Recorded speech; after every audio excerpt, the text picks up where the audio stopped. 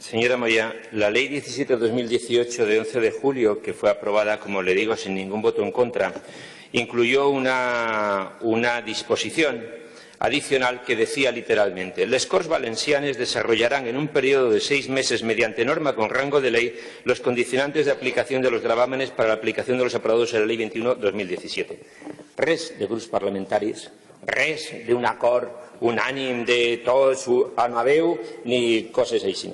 Por tanto, yo creo que hay que entender que esa definición amplia de la disposición adicional lo que quería decir es que se residenciaba en las Cortes, mediante una norma con rango de ley, el establecer esos condicionantes. No se precisa ni que fuera a través de una proposición de ley, ni que naciera de 1, ni de 3, ni de 5 grupos parlamentarios, ni que no pudiera ser a través de un proyecto de ley. Precisamente parte del amplio consenso que generó la reforma tenía que ver con esa fórmula abierta. Por tanto, no busquemos ahora restringir o evitar lo que quisimos decir entonces y ahora lo busquemos en favor de nuestros argumentos. Yo hay cosas que evidentemente no he dicho.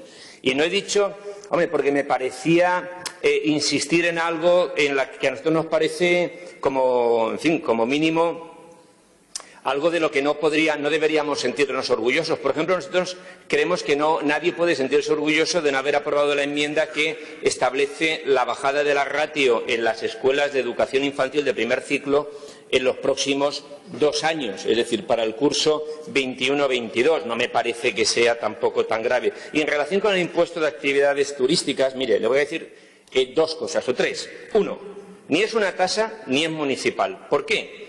Primero, porque no es una tasa, porque no responde a la prestación de un servicio. Conceptualmente es un impuesto y, por tanto, es un tributo de carácter general que es aplicable en todo el territorio de la Comunidad Valenciana. En segundo lugar, no puede ser municipal porque los municipios no tienen capacidad, no tienen potestad fiscal propia, sino derivada. Y, por tanto, necesitan de una norma habilitante, sea de rango estatal o de rango autonómico. En este caso es de rango autonómico. Un principio elemental de generalidad en los tributos es que sea exigible en todo el territorio y que luego los municipios puedan tener diferentes mecanismos. Pueden tener un mecanismo de recargo, como es el que prevé la ley, con una moratoria de 2 años para la aplicación del tramo autonómico, o pueden tener incluso, como en el impuesto municipal de circulación de vehículos, una horquilla para que cada municipio, a través de su ordenanza fiscal, elija el tramo que quiera aplicar. En cualquier caso, no pasa nada, no vamos a discutir con usted por eso. Redactamos la transaccional ahora y nos la firman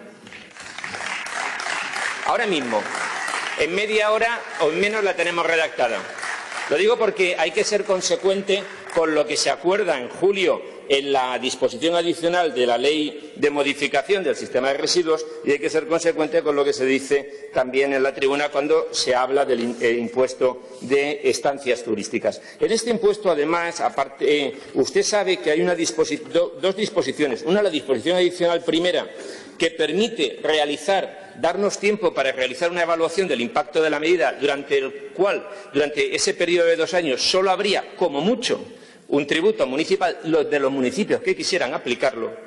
Y después, a partir de esos 2 años, en función del informe y según el impacto, podría haber, además, convivir el tributo autonómico y el tributo municipal de aquellos municipios que quisieran aplicarlo en forma de recargo. Por tanto, nosotros no estamos planteando un tributo doble ni ninguna de estas cosas. Yo creo que, en fin, merecía un poquito más de reflexión la cuestión, pero ya le digo, queda usted emplazada a negociar la transacción en los próximos minutos. Muchas gracias.